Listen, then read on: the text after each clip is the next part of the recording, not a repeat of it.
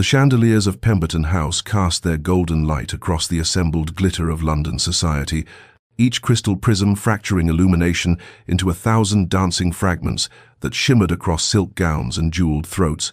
transforming the ballroom into a constellation of earthbound stars, where the season's most ambitious families displayed their treasures and their schemes with equal brilliance. The air hung thick with the mingled scents of hothouse flowers, expensive perfumes, and beeswax candles, while the orchestra's strings wove melodies that floated above the constant murmur of conversation,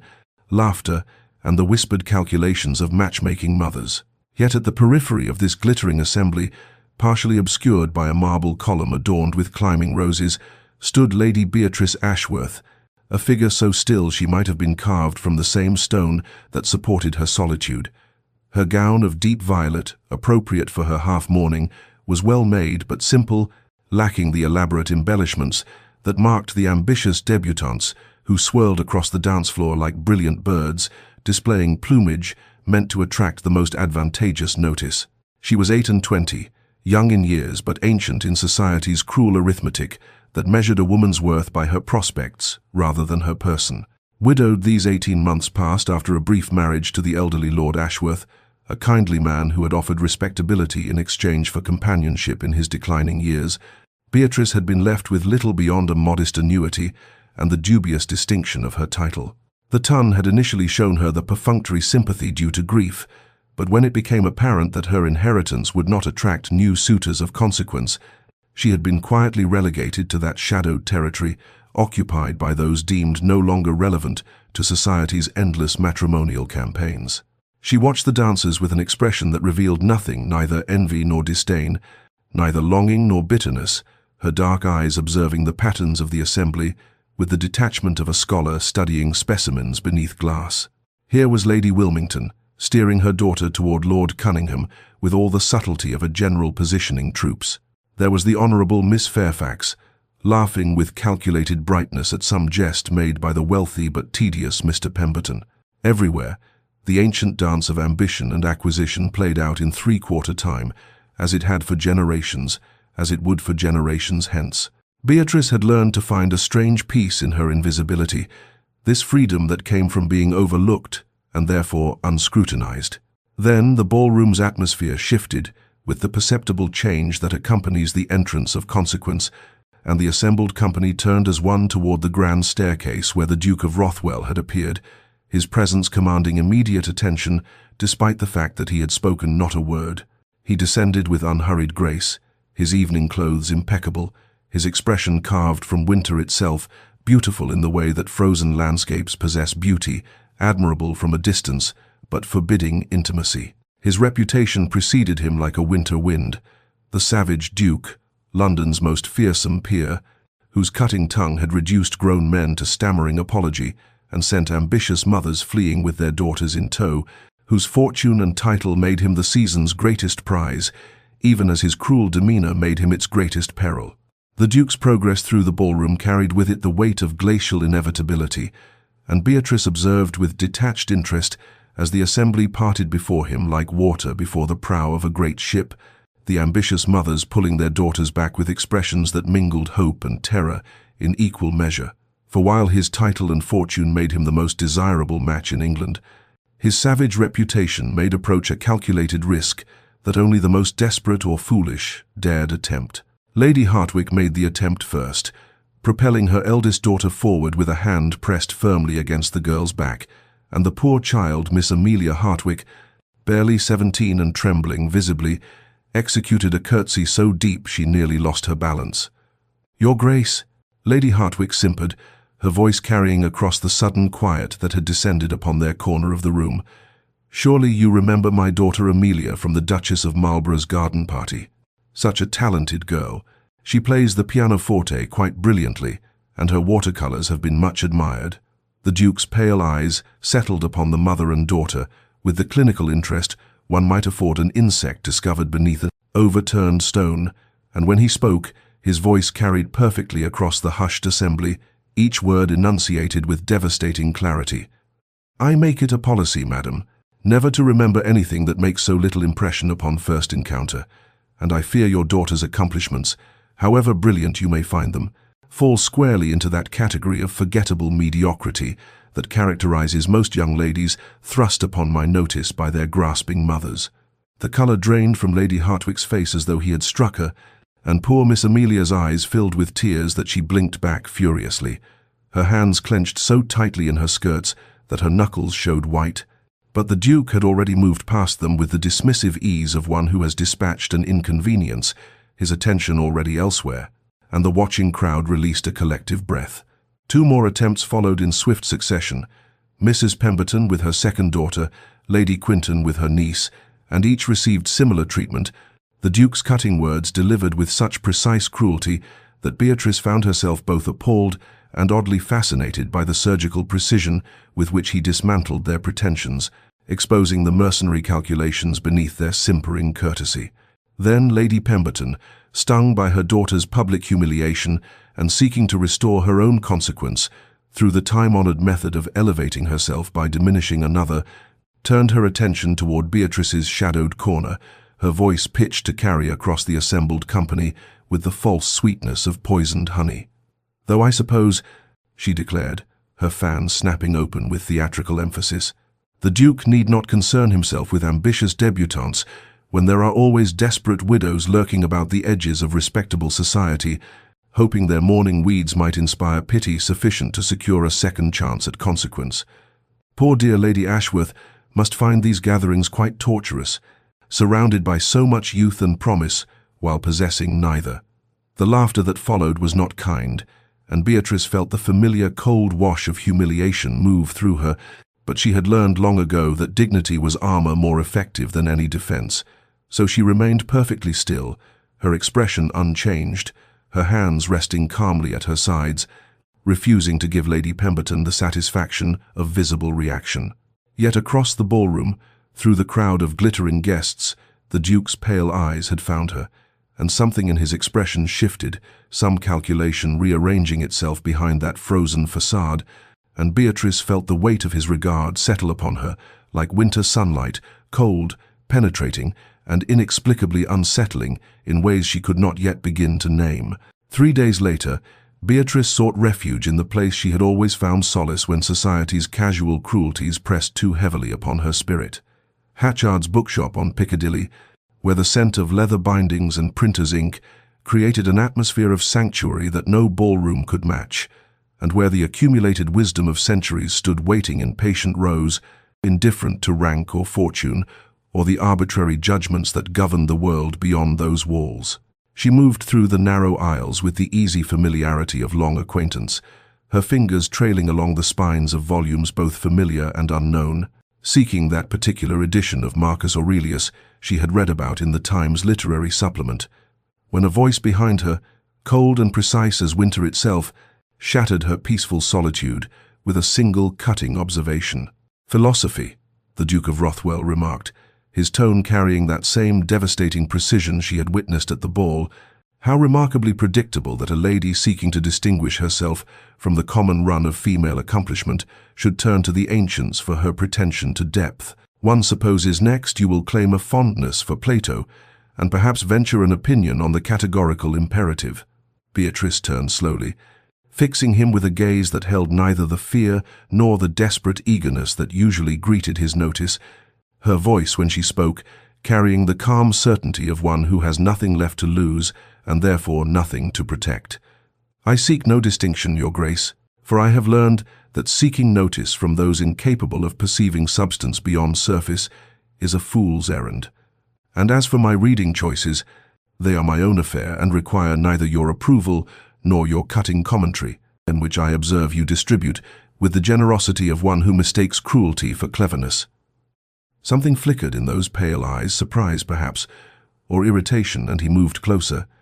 his considerable height forcing her to tilt her chin upward to maintain eye contact, but she refused to step back, refused to cede ground to his intimidation. "You are either remarkably brave or remarkably foolish, Lady Ashworth, to speak to me with such frank disregard for consequences. Most ladies of your station would recognize the imprudence of antagonizing a duke." She allowed herself the ghost of a smile, bitter and knowing. "Most ladies of my station have prospects to protect, and ambitions to nurture your grace, whereas I have neither, which affords me the luxury of honesty that your title generally prevents you from encountering, and I find I quite prefer Aurelius to your company, for he at least offers wisdom rather than mere condescension dressed as conversation." She turned back to the shelves, selecting her volume with deliberate care, and moved past him toward the shopkeeper's counter, her spine straight, her movements unhurried, as though dismissing a duke held no more significance than dismissing a troublesome thought. Behind her, she heard him draw breath to speak, but she did not pause, did not turn, did not grant him the satisfaction of her continued attention, and by the time he recovered sufficiently to follow, she had completed her purchase and departed into the afternoon sunlight, leaving the Duke of Rothwell standing alone among the books, for the first time in recent memory, rendered speechless by a woman who had treated his consequence with the same indifference society showed to hers. And the unfamiliar sensation settling in his chest felt disturbingly like fascination. The Duke of Rothwell stood at the window of his study that evening, his reflection ghostly in the rain-streaked glass, and found himself contemplating the unsettling reality that a woman he had known for less than a week occupied more space in his thoughts than any person had managed in the 5 years since Charlotte Fairfax had shattered what remained of his capacity for trust. For Charlotte, with her golden curls and practiced smiles, had seemed everything a duchess should be until the night he overheard her,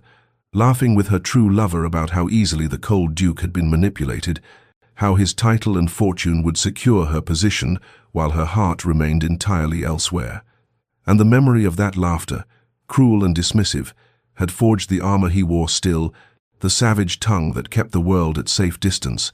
the glacial demeanor that ensured no one would mistake his civility for vulnerability ever again. Yet Lady Ashworth had treated his consequence with the same indifference society showed to hers, had met his cutting words, not with tears or anger but with calm dismissal, and the unfamiliar sensation settling in his chest felt disturbingly like respect, mingled with something far more dangerous that he dared not yet name. He turned from the window, moving to his desk where he kept the carefully maintained distance between himself and the world, but instead of attending to the correspondence awaiting his attention, he found himself summoning Greaves, his longtime secretary, a man whose discretion had been tested and proven over 2 decades of service. "Make inquiries," the Duke instructed, his voice carrying none of the cutting edge he employed in society, "regarding Lady Beatrice Ashworth, widow of the late Lord Ashworth. I wish to know her circumstances, her character as perceived by those who know her beyond the ballroom, her habits and pursuits, but exercise utmost discretion. I will not have her name connected to mine through servant gossip." Greaves departed with a bow, and the Duke returned to his contemplation, thinking of pale eyes that held neither fear nor calculation, of a spine that remained straight under mockery, of a voice that spoke truth without artifice, and he recognized with uncomfortable clarity that his interest exceeded mere curiosity, that something in her complete indifference to his rank had pierced the armor he had so carefully constructed. For what use was protection against someone who sought nothing from him, who asked for neither his favor nor his fortune, who would likely prefer never to encounter him again? 2 days later, Greaves returned with his report, and the Duke learned what society had dismissed as irrelevant, that Lady Ashworth was known among the merchants and tradespeople for her unfailing courtesy and prompt payment, despite modest means, that she volunteered at a charity school in Cheapside, teaching reading to children whose parents could not afford proper education, that her late husband had been 40 years her senior when they married, a marriage arranged by her impoverished family when she was barely 17, that she had nursed him through his final illness with a devotion he had done nothing to earn, and that she now lived in a small house in an unfashionable quarter. Her only companion, an elderly maid, her only luxury the books she purchased with careful economy from shops like Hatchard's. The Duke absorbed these details with the same focused attention he brought to matters of business and politics, and felt something shift in his carefully maintained worldview, for here was a woman who possessed genuine substance beneath society's dismissal, who had survived circumstances that would have broken a lesser spirit, who had emerged with her dignity and kindness intact, despite every reason to become bitter. And he found himself thinking that perhaps, just perhaps, armor was not strength but merely fear dressed as invulnerability, and that the true courage he had witnessed was not his savage tongue, but her quiet refusal to let cruelty diminish her essential self. The following morning, Beatrice returned to Hatchard seeking a volume on Stoic ethics, and found herself unsurprised yet oddly unsettled when the Duke of Rothwell materialized in the philosophy section as though his presence there were the most natural occurrence in the world, his pale eyes meeting hers with an expression she could not quite decipher, before he remarked, "Lady Ashworth, what a remarkable coincidence to encounter you here again. Though I confess, after our last exchange, I have found myself contemplating Aurelius myself. Perhaps you might recommend where one should begin with the meditations." And she recognized immediately that this was no coincidence at all, that he had somehow learned her habits and arranged this meeting. Yet she could not bring herself to flee, as instinct demanded, and instead responded with careful neutrality. Book 2, Your Grace, where he writes of the soul's capacity to maintain tranquility regardless of external circumstance, though I suspect you have little need of such philosophy, given your apparent imperviousness to the opinions of others. 3 days later, she visited the British Museum to study the Elgin marbles, those controversial fragments of antiquity that had consumed London's artistic debates, and discovered him already present in the gallery, studying the Parthenon frieze with an intensity that suggested genuine interest rather than mere fashionable attendance. And when he turned to greet her, she saw in his face something beyond the savage mask he wore in society, a thoughtfulness that made him appear younger and somehow more human. "The critics say Lord Elgin has committed theft," he observed, removing these from their rightful place. "But I wonder if preservation of beauty might justify transgression when the alternative is destruction. What is your view, Lady Ashworth?" She moved closer to examine the carved figures, their marble forms still graceful despite damage and time, and considered her words carefully before replying, "I think, Your Grace, that context gives meaning to beauty, and that removing anything from its proper place, however well-intentioned the preservation, leaves it forever incomplete, forever yearning for what was lost." He was silent for a long moment, and she wondered if he understood she spoke of more than marble. The following week, during her customary morning walk through Green Park, where the early light fell gentle through the trees and the fashionable crowds had not yet emerged, she found him walking the same path, and though she told herself it must be coincidence, her heart knew better and beat faster despite her mind's insistence on caution. "You are persistent, Your Grace," she said quietly, "but I cannot fathom why you continue seeking these encounters. Surely a duke has more pressing demands on his time than troubling a widow of no consequence." He fell into step beside her, his long stride adjusted to match her pace, and when he spoke, his voice lacked its usual cutting edge. "Perhaps I have discovered that consequence is a matter of perspective, Lady Ashworth, and that the most consequential encounters are often those society deems insignificant, or perhaps I simply find your company preferable to the fawning desperation that typically surrounds my title. You alone seem neither impressed by my rank nor frightened of my reputation, and I confess I find that quality increasingly rare and infinitely valuable." Weeks passed in this careful pattern of calculated encounters, each meeting revealing layers beneath the savage exterior he showed the world. Yet Beatrice maintained her polite distance, her heart armored against hope, even as her mind acknowledged his apparent sincerity, for she had learned that hope was the most dangerous indulgence for those whom society had deemed irrelevant. The private library of Lord Harrington occupied the ground floor of his Mayfair residence, a cathedral of learning where leather-bound volumes climbed to vaulted ceilings and the scent of old paper mingled with beeswax and the faint mustiness of centuries. And Beatrice had petitioned for access with the formal letter of introduction. Her late husband's scholarly connections had afforded her, never imagining that when she arrived on the appointed Tuesday morning, a portfolio of notes tucked under her arm, to research the evolution of dramatic structure from Aeschylus through Euripides, she would find the Duke of Rothwell already established at the massive oak reading table,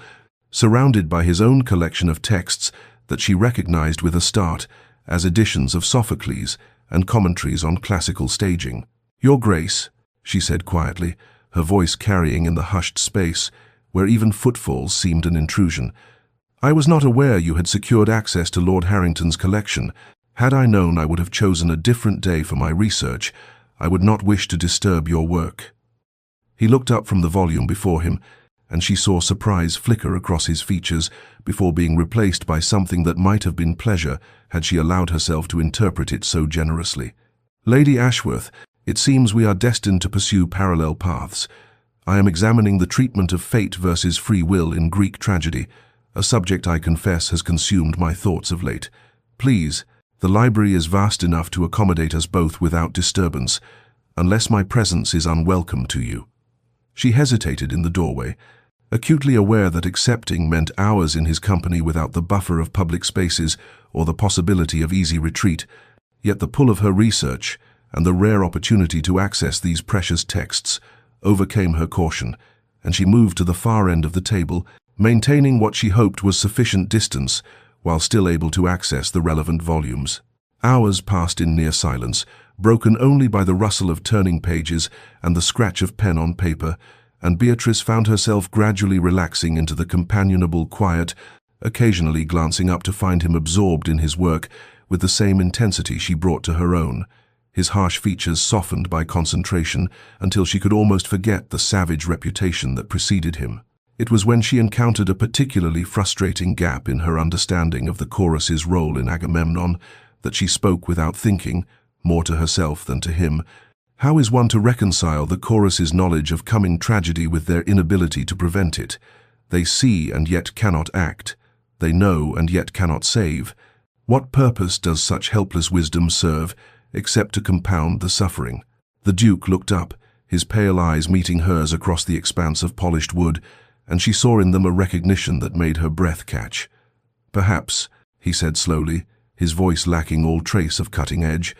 "the purpose is not to prevent tragedy but to bear witness to it, to ensure that suffering is seen and acknowledged even when it cannot be stopped. The chorus understands what the protagonists cannot yet grasp, that some fates are woven too tightly to unravel, and yet they remain, they observe, they mourn. Is that not a form of courage in itself, to witness pain without turning away?" They spoke then of Cassandra's prophecies and Clytemnestra's vengeance, of how the ancient Greeks understood that wisdom and happiness rarely traveled together, and Beatrice felt the walls she had so carefully maintained begin to tremble as she glimpsed not the feared Duke, but a man of genuine depth and feeling who grappled with the same questions about fate and choice that haunted her own. Sleepless nights, yet even as her heart whispered dangerous possibilities, her mind insisted on caution, reminding her that moments of connection did not constitute promises, and that she had survived too much to risk her hard-won peace on hope that might prove as illusory as Cassandra's unheeded warnings. The whispers began at Lady Thornbury's soirée, where Beatrice had made the grave error of accepting an invitation she should have declined, for she arrived to find the drawing-room already abuzz with speculation about the Duke of Rothwell's unprecedented attention to the insignificant widow, Ashworth, and though she maintained her composure as she took her place near the pianoforte, where the Wallflowers traditionally gathered, she could not help but hear Lady Pemberton's voice carrying across the room with deliberate clarity. "My dear Lady Thornbury, have you observed the Duke's peculiar fascination with our little widow? Though I confess I cannot determine whether His Grace is conducting some elaborate jest at her expense, or if he has developed a taste for charity cases. Either way, one must pity poor Lady Ashworth, who clearly mistakes his amusement for genuine interest. How mortifying it will be when he inevitably discards her, as he has discarded every woman who has dared aspire to his notice." The words struck like physical blows, and Beatrice felt the familiar burn of humiliation rise in her cheeks, even as she kept her eyes fixed on her teacup with studied determination, willing herself to remain impassive while the circle of ladies tittered and exchanged knowing glances. Miss Hartwell, a young debutante whose mother had suffered the Duke's cutting dismissal earlier in the season, added with barely concealed malice, "I heard he was seen walking with her in Green Park no fewer than 3 times last week, and that he has been frequenting Hatchard's at the most unfashionable hours. Surely a Duke does not alter his habits for a woman of no fortune or consequence, unless he intends sport of the cruelest kind. Mark my words. Before the month is out, we shall witness the poor widow's humiliation when he turns his attention elsewhere and leaves her the object of London's pity and ridicule." Throughout the remainder of that interminable evening, Beatrice endured the sidelong glances and barely suppressed laughter of those who had marked her as the Tun's next victim of scandal, and though she departed with her dignity intact, she lay awake that night in her small rented rooms, acknowledging the terrible truth that the gossips had articulated what her own fearful heart had whispered all along, that a duke did not truly seek companionship with a poverty-stricken widow, that their encounters must be either elaborate amusement or temporary diversion, and that she had been a fool to allow even the smallest hope to take root in her carefully defended heart. The following days brought more whispers as she moved through London's restricted spaces, hearing her name coupled with the Duke's in tones ranging from mockery to pity, and even her few remaining friends among the respectable but unfashionable set looked at her with concern and gentle warnings about protecting her reputation and her heart. Mrs. Weatherby, her late husband's cousin who had shown Beatrice consistent kindness, spoke plainly over tea in Beatrice's modest parlour. "My dear, I know you are sensible, but I must speak as one who cares for your welfare. The Duke of Rothwell is not a man known for constancy or genuine feeling, and while I do not doubt he finds your conversation stimulating, you must consider what his intentions could possibly be toward a woman of your circumstances. Men of his rank do not marry for intellectual companionship, and anything less than marriage would destroy what little position you retain in society." That night, as rain drummed against her window and the chill of approaching autumn seeped through the thin walls, Beatrice made her resolution with the same quiet determination that had sustained her through her loveless marriage and subsequent widowhood. She would withdraw from the dangerous proximity of the Duke's attention, would return to the safe obscurity that had been her lot before he had noticed her existence, would armor her heart once more against the seductive possibility that she might be seen and valued for herself, rather than dismissed as society had always dismissed her. For she had survived too much to risk her hard-won peace on what could only be temporary notice from a man whose world would never truly accommodate someone like her. The Duke of Rothwell arrived at Hatchard's bookshop on Tuesday morning, as had become his custom these past weeks, only to find the familiar corner where Lady Ashworth typically browsed the philosophy section conspicuously empty, and though he told himself her absence was mere coincidence, when Wednesday brought the same emptiness, and Thursday found him walking the paths of Green Park without encountering her slight figure moving among the autumn-touched trees, he felt something unfamiliar and unwelcome settle in his chest, like a stone dropped into still water. Friday found him at the British Museum during the hours when she had previously examined the Greek artifacts,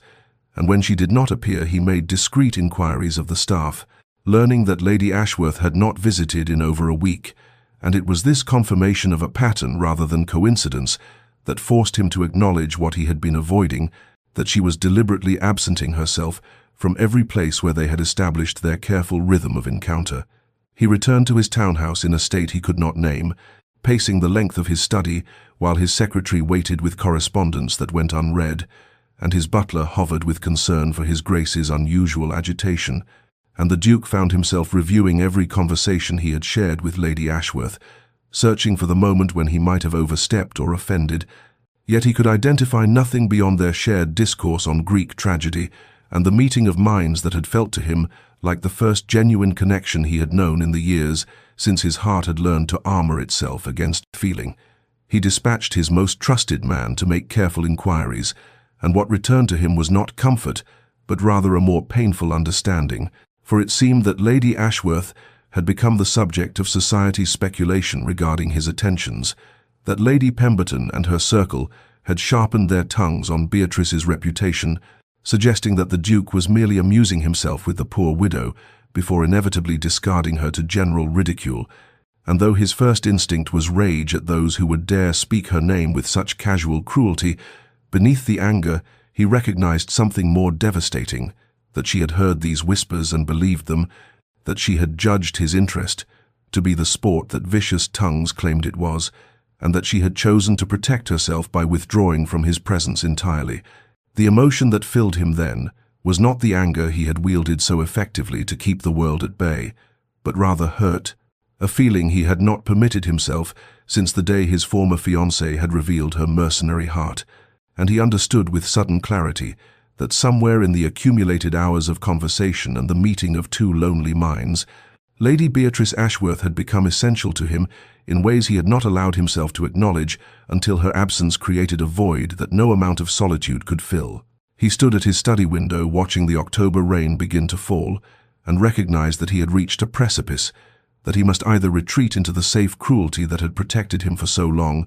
or he must do what terrified him most, which was to pursue her with honest intention and risk the vulnerability he had sworn never to permit again. And as the rain intensified against the glass, he knew that the choice had already been made, for he could no more return to his former isolation than he could forget the way her eyes had lit with passion when she spoke of Cassandra's unheeded prophecies, and he understood that Lady Ashworth had accomplished what no other woman had managed. She had made him feel the absence of her presence as a genuine loss, and that loss demanded he confront what she had come to mean to his carefully defended heart. The November rain arrived without warning as Beatrice hurried along Bond Street, her worn cloak pulled tight against the sudden downpour that transformed the cobblestones into rivers and sent shoppers scrambling for shelter, and she had foolishly dismissed her maid that morning to save the expense of hiring a hackney, a decision she now regretted as the deluge intensified and her thin boots soaked through within moments, leaving her shivering and half-blind from the water streaming into her eyes. She had reached the corner of Bruton Street, desperately seeking an awning under which to wait out the storm, when the unmistakable crest of the Duke of Rothwell appeared on a coach that drew alongside her with precision that suggested it had been searching, and when the door opened and His Grace himself looked out at her bedraggled form, his expression unreadable, she felt her heart lurch with a confusion of emotions she had spent a month trying to suppress. "Lady Ashworth, you will catch your death," he said, his voice carrying that familiar authority that expected obedience. "Please, allow me to convey you to your residence." She opened her mouth to refuse, pride and caution warring within her even as the rain pelted her mercilessly. But before she could form the words of polite dismissal, a crack of thunder shook the very air and the heavens opened with renewed fury,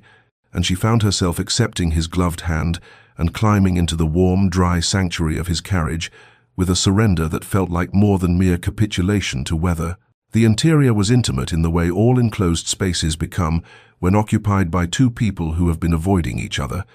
The leather seats gleaming in the dim light filtered through rain-streaked windows, and as the coach lurched into motion, she became acutely aware of his presence beside her, close enough that she could smell the sandalwood scent of his soap and see the tension in the set of his jaw. For several minutes they sat in silence, broken only by the drumming of rain on the roof and the sound of hooves splashing through puddles,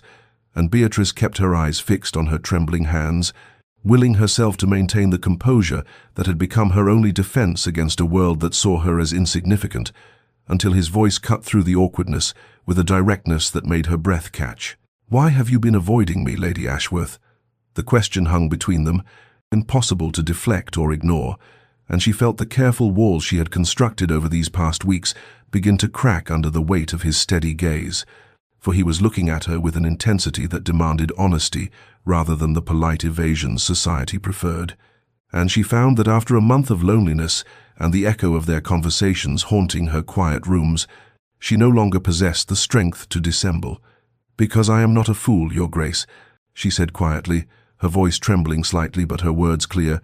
"I have heard what society whispers about your attentions to an insignificant widow. I have endured the speculation about whether you amuse yourself at my expense or simply tire of more challenging prey, and I will not be the object of London's mockery when you inevitably tire of whatever diversion my company has provided and turn your interest elsewhere. I have survived too much to willingly walk into humiliation with my eyes open."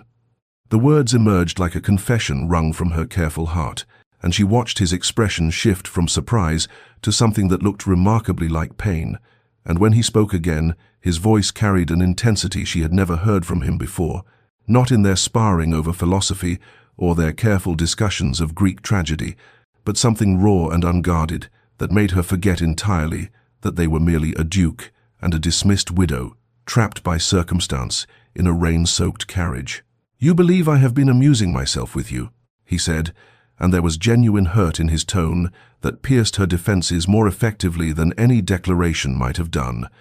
"Lady Ashworth, Beatrice, in the month of your absence I have felt your loss as I have felt nothing. Since I learned to armor my heart against feeling anything at all, you have become essential to me in ways I did not permit myself to acknowledge until the empty corners of Hatchards and the silent paths of Green Park taught me that I could no more return to my former isolation than I could forget. The way your mind meets mine, as no other ever has.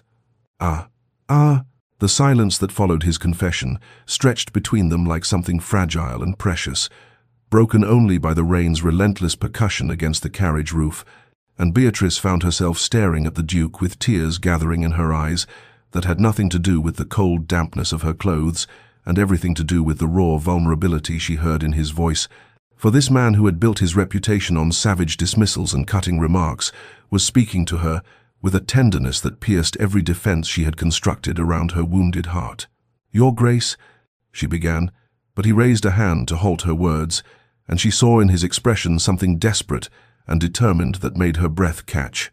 "No, let me finish, for I have spent 6 years armoring myself against feeling anything beyond contempt for a society that values appearance over substance and ambition over authenticity," he said,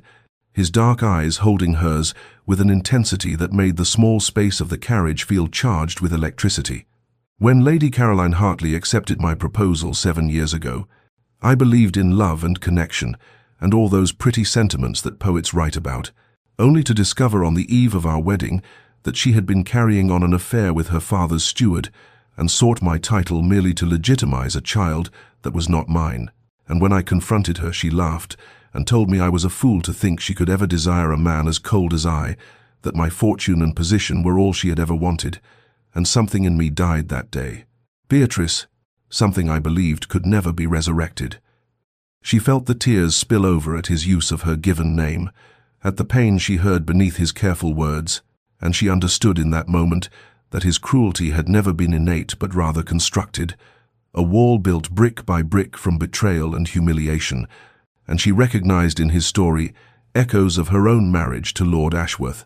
different in specifics but similar in the way both had taught them to guard their hearts against further wounding. "I made myself into something fearsome," he continued, his voice dropping to barely above a whisper. "I cultivated a reputation for savage dismissals and cutting remarks, because if people feared me, they could not hurt me.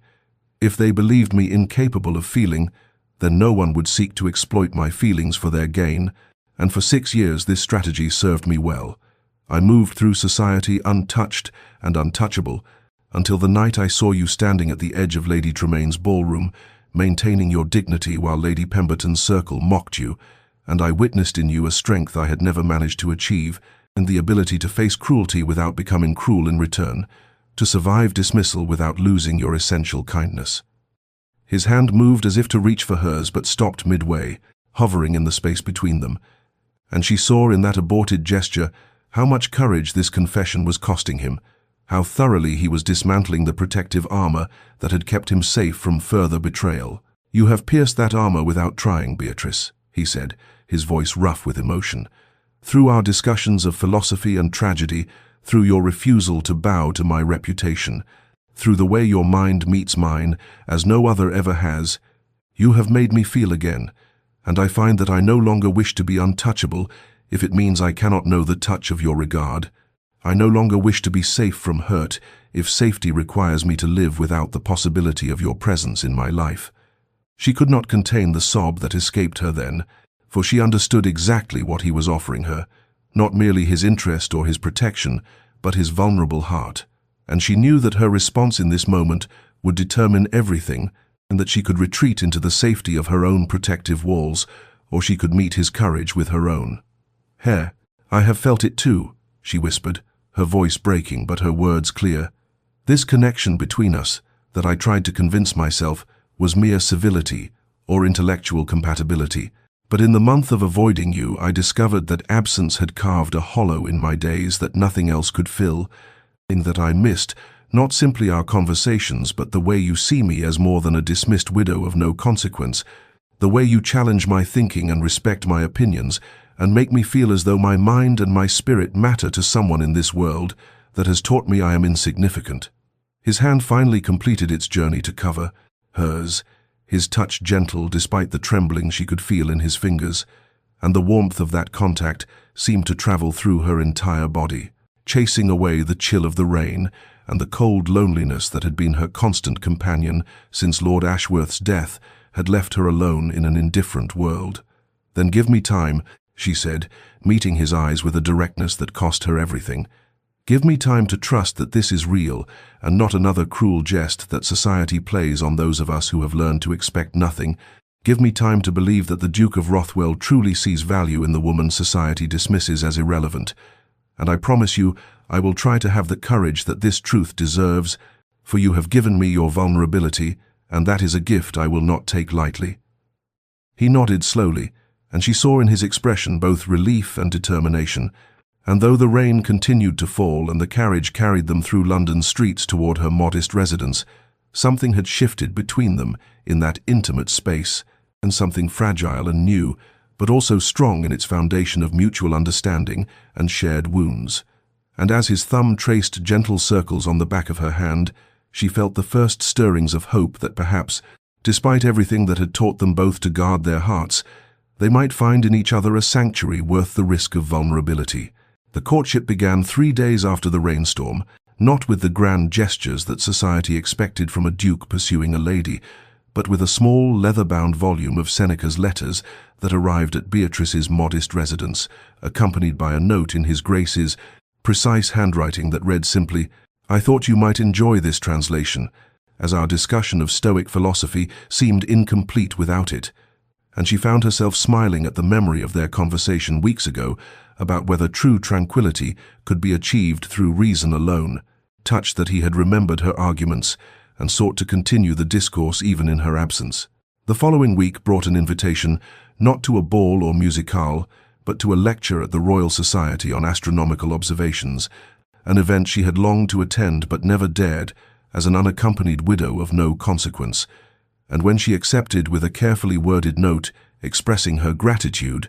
she discovered that the Duke had already secured her a place of honor and treated her throughout the evening with a respect that made clear to all observers that she was under his protection, though he made no presumptuous claims upon her attention and conversed with her as an intellectual equal rather than a prize to be won. As autumn arrived and painted London's parks in shades of amber and gold, their meetings became a rhythm that structured her days with anticipation rather than the hollow emptiness that had characterized her widowhood, for he would appear at her door each Wednesday afternoon to escort her to the British Museum, where they would wander among ancient artifacts, discussing history and philosophy. Each Thursday morning found them walking the paths of Green Park, regardless of weather, as he shared with her his passion for landscape architecture and his plans for improving his country estates. And on Saturday evenings he began introducing her to his private world by inviting her to small gatherings at his townhouse, where scholars and poets and artists gathered to debate ideas rather than trade gossip, and she discovered that beneath the savage exterior London knew existed a man of profound intellectual curiosity and surprising gentleness, who debated fiercely but listened carefully, and whose eyes would seek hers across crowded rooms as though her opinion mattered more than all others combined. She found herself trusting him incrementally through these careful weeks, not through grand declarations or dramatic gestures, but through the steady accumulation of small moments that revealed his character, the way he ensured her comfort without being patronizing, how he introduced her to his circle, not as his latest interest, but as a valued intellectual companion whose insights enriched their discussions, the books he selected for her that showed he had paid attention to every casual comment she had made about her interests, and most tellingly, the patience with which he allowed her to set the pace of their growing intimacy, never pressing for more than she was willing to give, never presuming upon the vulnerability she had shown him in the rain-soaked carriage, but rather honoring it by proving through consistent action that his feelings were genuine and enduring. By the time October's chill settled over London and the trees in the park stood bare against grey skies, Beatrice realized that the walls she had so carefully constructed around her heart had been dismantled, not through force, but through the persistent, gentle erosion of his constancy, and she understood with a clarity that both thrilled and terrified her that she was falling in love with the Duke of Rothwell, not with his title or his fortune, but with the man he revealed himself to be when society's judgment fell away. The brilliant mind that challenged hers, the wounded heart that recognized her own wounds, and the courage it took for someone so hurt to risk feeling again, and she knew that soon she would need to find her own courage to tell him that the time she had asked for had transformed her careful trust into something far more profound and infinitely more dangerous to a heart that had learned to expect disappointment rather than hope for joy. The deepening of their connection arrived not with dramatic revelation, but through the quiet intimacy of conversations that peeled back layers of protective pretense. And it was on a grey November afternoon in the Duke's private study, a room she had been startled to be invited into, for it represented his most personal sanctuary, filled with correspondence and ledgers and private papers that spoke to the man rather than the title, that Beatrice found herself speaking of her marriage to Lord Ashworth with an honesty she had never offered anyone,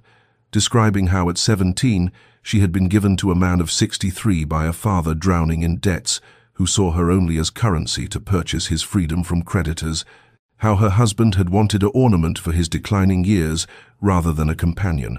how she had spent 5 years in a house that felt like a mausoleum, learning to make herself small and quiet and unobtrusive, and how his death had brought not grief, but a terrible guilty relief that shamed her, even as it freed her. And she watched the Duke's expression as she spoke, and saw not judgment, but understanding, and a fury on her behalf that touched her deeply because it came from genuine care rather than performative outrage. "I understand that relief," he said quietly, rising from his chair to stand at the window overlooking his gardens, where the last roses of autumn were surrendering to winter's approach.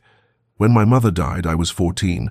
and I wept not for her loss, but because I knew my father would never again have reason to pretend warmth in her presence, saying that without her gentle influence to moderate his coldness, I would face the full force of his disappointment in a son he considered too sensitive and too scholarly to properly carry the ducal name, and the guilt of feeling relief at a parent's death is a particular kind of torment, because society tells us we should grieve even when the relationship brought us little but pain." She joined him at the window, standing close enough that their shoulders nearly touched, and in the fading light she could see his reflection in the glass, looking more vulnerable than she had ever witnessed, and she understood that he was offering her his own wounds in exchange for hers, trusting her with truths he had clearly shared with no one else. "He taught me that emotional distance was strength," the Duke continued, his voice rough with old pain, "that to care deeply was weakness, that vulnerability invited exploitation, and by the time I was 20, I had learned those lessons so well that when Lady Caroline betrayed me, I felt almost vindicated, as though my father's teachings had been proven correct, and I had been foolish to ever believe I could be both strong and feeling, both powerful and tender. And I spent 6 years proving to myself and to society that I needed no one and nothing beyond my title and my fortune and my ability to cut down anyone who dared approach me with false sentiment or mercenary intent." She turned, to face him fully then, and when he met her eyes she saw in them a loneliness that mirrored her own, a recognition of what it cost to survive in a society that valued appearances over authenticity and protection over connection, and she reached for his hand with a boldness that surprised her, lacing her fingers through his with a deliberateness that spoke of choice rather than chance. "We are kindred spirits, you and I," she said softly, "both taught by cruel experience to guard our hearts, both wounded by those who should have cherished us, both surviving in a world that dismisses genuine feeling as weakness while celebrating the very manipulation and calculation that wounded us. And perhaps that is why I trust you as I have trusted no one else, because you understand what it costs to lower these walls we have built. You know that vulnerability is not weakness, but rather the greatest courage, and you have shown me through your patience and your constancy that not everyone who approaches seeks to exploit or diminish or use." He raised their joined hands to his lips, pressing a kiss to her knuckles that felt more intimate than any grand gesture could have been, and in that moment Beatrice understood that she had moved beyond the careful trust of their early courtship into something far more profound, that she loved this complex, wounded man who hid his tender heart behind savage reputation, and that despite everything that had taught them both to expect disappointment rather than hope for joy, they had found in each other a sanctuary worth every risk that vulnerability required. The threat arrived on a December morning, when frost etched delicate patterns across London's windows, and the city held its breath in that peculiar stillness that precedes catastrophe, and it came in the form of Lady Caroline Hartwell, sweeping back into society after 6 years abroad, with a story calculated to destroy everything that Beatrice and the Duke had so carefully built between them. For the former fiancé had returned from the continent with tales of broken promises and cruel abandonment that painted the Duke as a villain who had cast her aside without cause, and herself as the wounded innocent whose heart had never recovered from his savage rejection, and society ever hungry for scandal and eager to believe the worst of those who dared to defy its expectations, seized upon this narrative with vicious enthusiasm. Within days, the whispers that had begun as speculation about the Duke's courtship of an insignificant widow transformed into certainty that Beatrice had ensnared him through manipulation and scheming, that she had used her pretense of intellectual interests to captivate a man who was clearly still in love with his beautiful former fiancée. And Lady Pemberton led the charge with particular cruelty, hosting a tea where she loudly declared that widows of no fortune who suddenly attracted ducal attention were obviously employing methods that no respectable woman would countenance, and when news of this reached Beatrice through her one remaining friend in society, she felt the old familiar shame threatening to overwhelm her, even as she recognized the injustice of these accusations. The Duke, upon learning of the rumors through his own sources, descended into a rage that reminded all of London why they had feared him, for he appeared at his club and delivered such a savage set-down to Lord Pemberton regarding his wife's gossip-mongering that the man reportedly went pale and stammered apologies, and he made it known through carefully placed words in the right ears that anyone who dared malign Lady Beatrice would face the full force of his considerable displeasure. But Beatrice, when he came to her that evening, still burning with protective fury, surprised him by asking him to cease his defense, to let her handle this challenge in her own way, rather than allowing him to fight her battles as though she were incapable of defending herself. "I have spent my entire life being protected or dismissed or spoken for by men who believed they knew better than I what I needed and what I deserved," she said with a calm that belied the fear churning beneath her composure. "And I love you too much to allow our relationship to follow that pattern, to become another instance of a powerful man shielding a weaker woman from consequences. And these accusations strike at the heart of what we have built together. This idea that I have somehow manipulated you, that our connection is false or calculated, and I need to address that falsehood myself,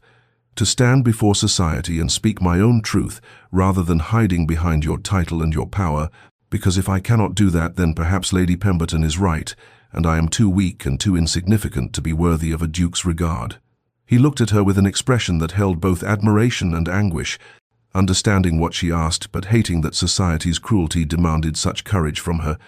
and he took her hands in his and said with a voice rough with emotion that he would honor her request, though it went against every instinct to let her face this storm alone, and in that moment of trust between them, of him respecting her need to prove her own strength, despite his desire to protect her.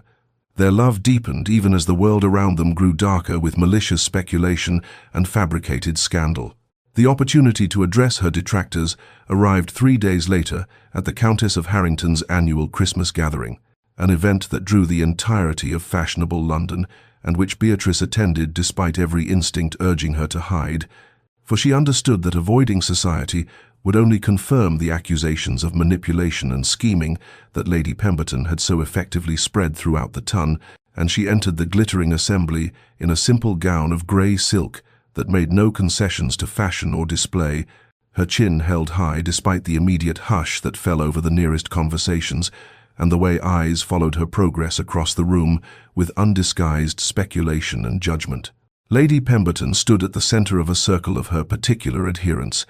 her voice carrying deliberately across the salon, as she remarked loudly on the audacity of certain persons who refused to acknowledge their proper station. And Beatrice felt the old familiar heat of shame rising in her chest, even as she recognized this moment for what it was. Not a humiliation to be endured, but an opportunity to speak truth that might never come again, and so rather than retreating to the periphery as she had done countless times before, she walked directly toward Lady Pemberton's circle with a calm that surprised even herself, and the room fell progressively silent as guests recognized that something unprecedented was about to occur. "Lady Pemberton," Beatrice said clearly, her voice steady despite her racing heart,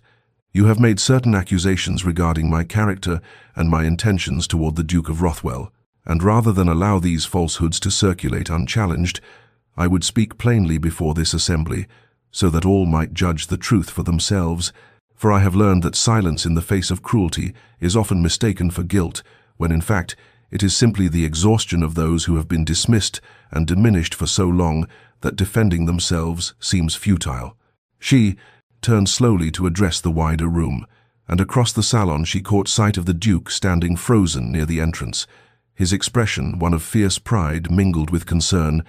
but she did not look to him for strength, drawing instead upon reserves of courage she had not known she possessed. You claim I have manipulated his grace through false intellectual pretense and calculated vulnerability, she continued, her voice carrying in the attentive silence. But I ask you to consider what such an accusation truly means. It suggests that a woman of intelligence and genuine feeling is so rare and so unnatural that when such a woman appears, she must be performing a role rather than simply being herself. It suggests that authentic connection between two wounded souls who recognize kindred suffering in each other is impossible, and that all relationships must be founded on calculation and social advantage,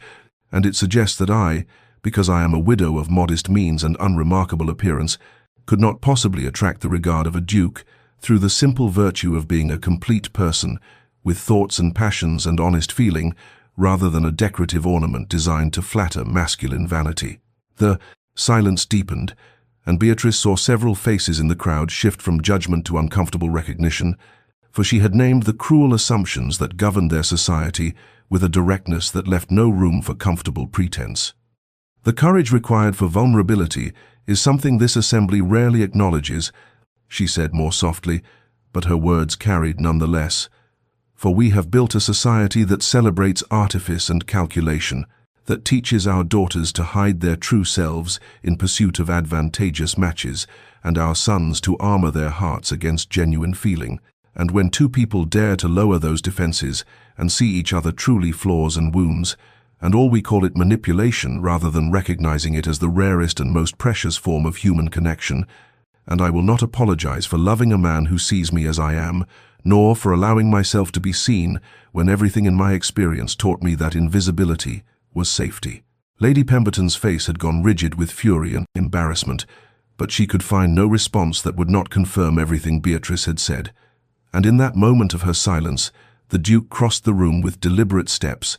and when he reached Beatrice, he took her hand in his and raised it to his lips, while holding her gaze with eyes that blazed with love and admiration, and he said in a voice that carried to every corner of the salon, "Lady Beatrice has more moral courage in her smallest finger than the entirety of this assembly possesses collectively, and I count myself the most fortunate of men that she has allowed me to know her true self rather than the mask society would have her wear." And Beatrice felt in that moment not triumph over her detractors, but rather a profound relief that truth had been spoken and heard. And she knew, watching the Duke's face, that he had fallen even more deeply in love with her strength,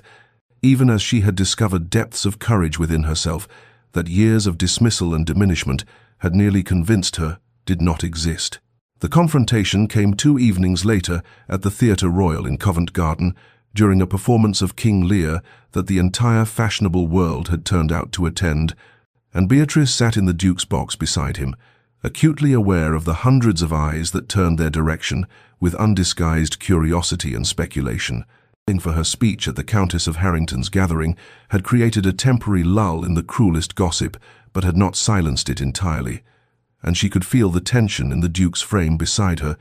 the way his jaw tightened whenever he caught sight of Lady Caroline Hartwell, holding court in the box directly opposite theirs, with a smile that promised imminent catastrophe. The first act had barely concluded when Lady Caroline rose from her seat with deliberate grace and made her way through the corridor that connected the boxes, and Beatrice knew with cold certainty what was coming even before the woman appeared at their door, her beauty still remarkable despite 6 years abroad, and her eyes holding a calculating gleam that spoke of carefully laid plans about to reach fruition, and the Duke went absolutely still beside Beatrice in a way that reminded her of a wolf scenting danger, his hand tightening on the armrest until his knuckles showed white beneath his gloves. Lady Caroline entered without invitation,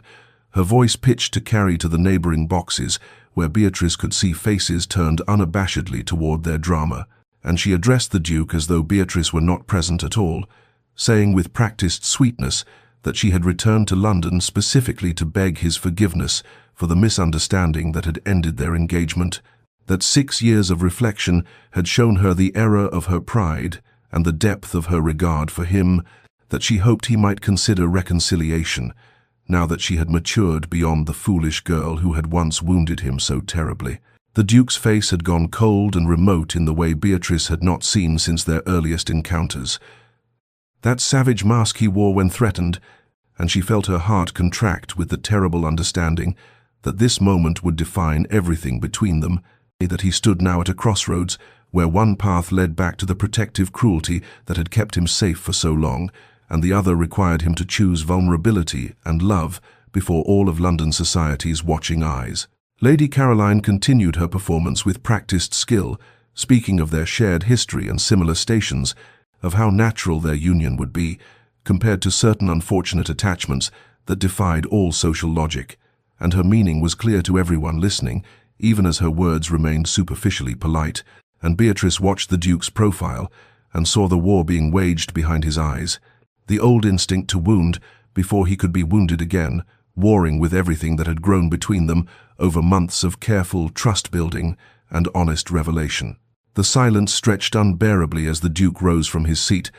and Beatrice felt time slow to a crawl as she waited to discover whether the man she loved would prove himself, or whether the armor he had worn so long would prove too heavy to remove. And Lady Caroline smiled with triumphant certainty, as though his standing signaled acceptance of her offer, and in the neighboring boxes Beatrice could hear the rustle of movement as society leaned forward to witness the Duke of Rothwell's choice, and she sat perfectly still, with her hands folded in her lap and her heart breaking with the knowledge that she could not make this choice for him,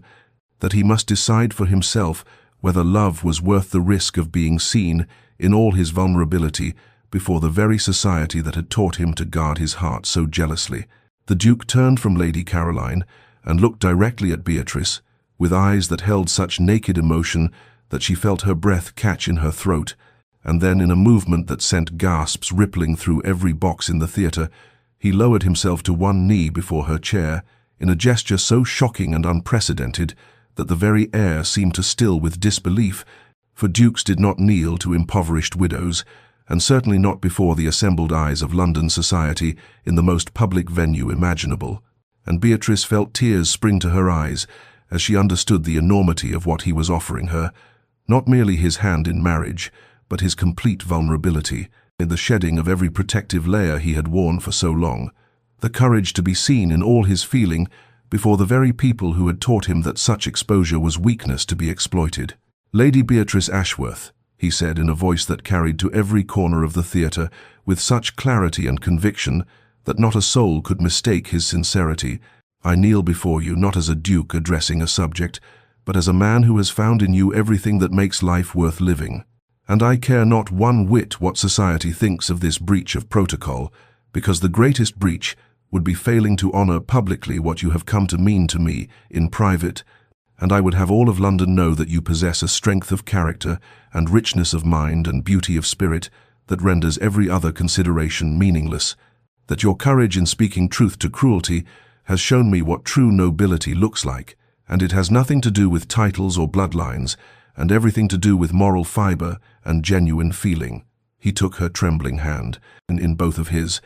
and Beatrice could see Lady Caroline standing frozen in the doorway of the box, with her face gone pale, with shocked comprehension that she had miscalculated catastrophically, and she could hear the rustling whispers spreading through the theatre like wildfire as society struggled to process this unprecedented display. But all of that faded to insignificance as the Duke continued speaking with such raw honesty that she felt her heart would burst with the fullness of feeling it contained. "You have taught me that vulnerability is not weakness but the highest form of courage," he said, his voice dropping lower but losing none of its intensity.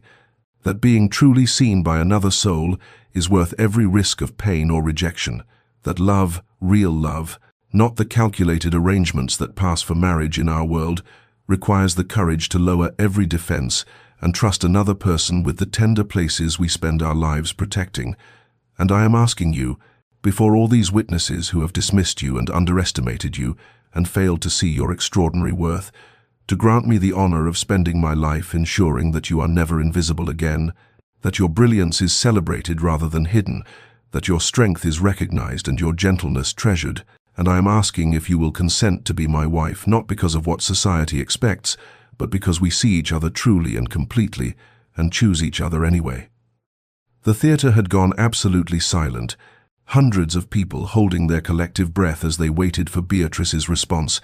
and she looked down at this proud, wounded, magnificent man kneeling before her, offering everything he was and everything he had, and she knew that her answer would not only determine their future, but would stand as a testament that genuine love could exist even in the artificial world of the ton, that two people who had been broken and dismissed could find in each other the completion they had never dared hope for.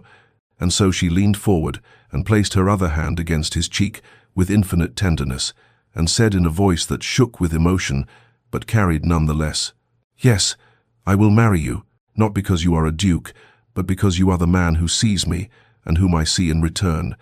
And I love you with a fullness I did not know my heart could contain." The tears that spilled down Beatrice's cheeks were witnessed by hundreds of eyes,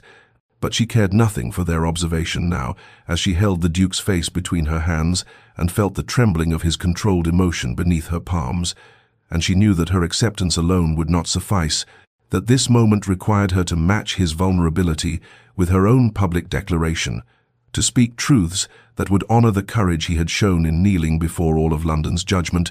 And so she drew a steadying breath and turned her gaze to encompass the assembled theater,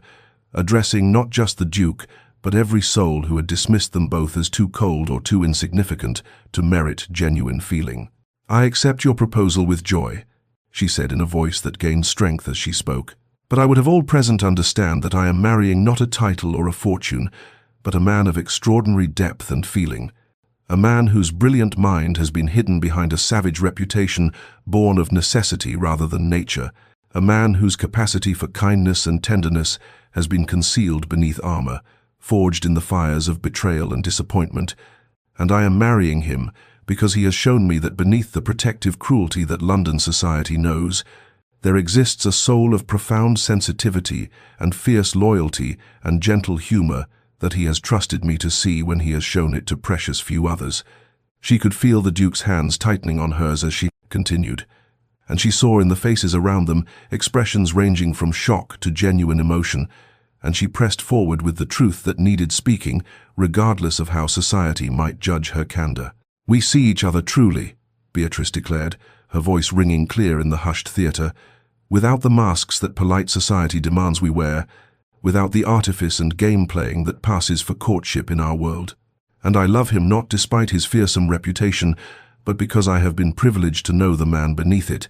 the man who discusses philosophy with passion, who finds beauty in ancient poetry, who has shown me that the heart that has been wounded most deeply is also capable of the most profound love when it finally finds safe harbor. And I would stand before you all and proclaim that his choice to kneel before me is not a lowering of his dignity, but an elevation of us both. Because true love requires the courage to be vulnerable, to be seen in all our flawed humanity, and to trust another soul with the tender places we guard most fiercely."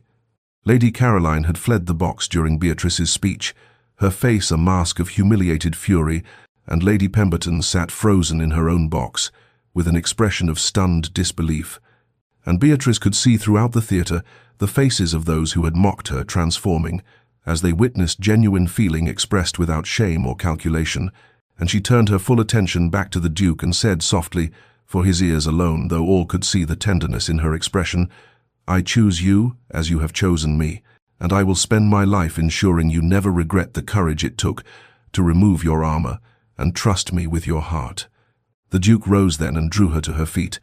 and before all of London society, he kissed her with such reverent tenderness that several ladies in nearby boxes were seen dabbing at their eyes with handkerchiefs, and the theater erupted, not in scandal's whispers, but in genuine applause, for even the most jaded members of the ton could recognize when they witnessed something rare and precious. And as Beatrice stood in the Duke's embrace, She understood that they had not merely declared their love, but had transformed its very nature in the witnessing, that by refusing to hide their genuine feeling behind society's acceptable facades, they had claimed for themselves a truth that no gossip or mockery could diminish. The wedding took place 6 weeks after that transformative evening at the theatre, a ceremony held at St. George's in Hanover Square that drew all of fashionable London despite the unseasonable November chill, and as Beatrice walked down the aisle in a gown of ivory silk that whispered against the stone floors, she felt the weight of hundreds of eyes upon her, but found she no longer cared for their judgment, for the only gaze that mattered was the Duke's, as he stood waiting for her, with an expression of such profound love and reverence that several ladies were seen dabbing their eyes before the vows had even been spoken, and when they emerged as husband and wife, the Duke handed her into his carriage with a tenderness that contradicted every savage reputation he had ever earned, and they departed for his estate in Kent, where they spent the first weeks of their marriage in the quiet intimacy of discovering each other without the constant scrutiny of society's watchful eyes. The months that followed brought changes that rippled through London society, like stones cast into still water, for the Duke's transformation from fearsome adversary to devoted husband became impossible to ignore as he appeared at social functions with Beatrice on his arm and treated her with such evident respect and affection that even the most hardened cynics found their assumptions challenged. And more remarkably still, the sharp tongue that had once reduced ambitious mammas to tears was now employed in defense of those whom society dismissed or overlooked, so that gradually the Duke and his Duchess became known not for cruelty, but for their championing of intellectual merit over empty pedigree and their genuine interest in substance over superficiality. By spring, their London residence had become the gathering place for a new kind of salon, where poets and philosophers mingled with titled lords, where conversation turned on ideas rather than gossip, where Beatrice presided with a quiet grace that commanded respect rather than demanding it,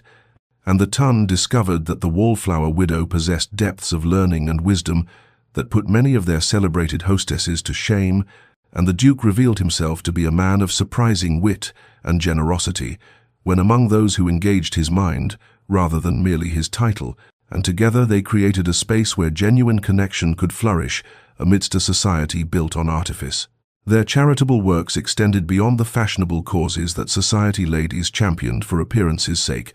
for Beatrice had known poverty and understood its grinding humiliations, and she used her new position to establish schools for widows and orphans, to fund lending libraries in neighborhoods where books were luxuries beyond reach, to create opportunities for women whose circumstances had rendered them invisible to a society that measured worth in dowries and connections, and the Duke matched her efforts with his own attention to reforming the conditions on his estates, improving housing for his tenants, ensuring fair wages for those who worked his lands, demonstrating through action rather than words that nobility should be measured in moral responsibility rather than merely inherited privilege. Lady Pemberton and her circle of mockers found themselves gradually excluded from the most desirable invitations as society's center of gravity shifted toward the genuine warmth and intellectual stimulation offered at the Rothwell residence, and while they whispered among themselves about the Duke being bewitched and the upstart widow exceeding her station,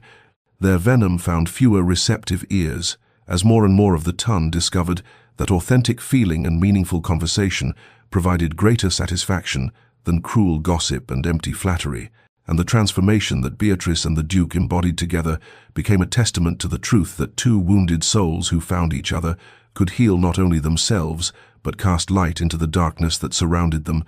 showing others that vulnerability was strength, and genuine love was worth every risk society claimed it carried. 5 years had passed since that November wedding, and the spring afternoon found Beatrice seated in the sunlit drawing room of their Kent estate, with their 3 children gathered around her as she read aloud from a volume of Greek myths, her voice bringing life to the tales of gods and heroes, while 7-year-old Thomas listened with rapt attention. 5-year-old Catherine asked endless questions about why Athena sprang fully formed from Zeus's head,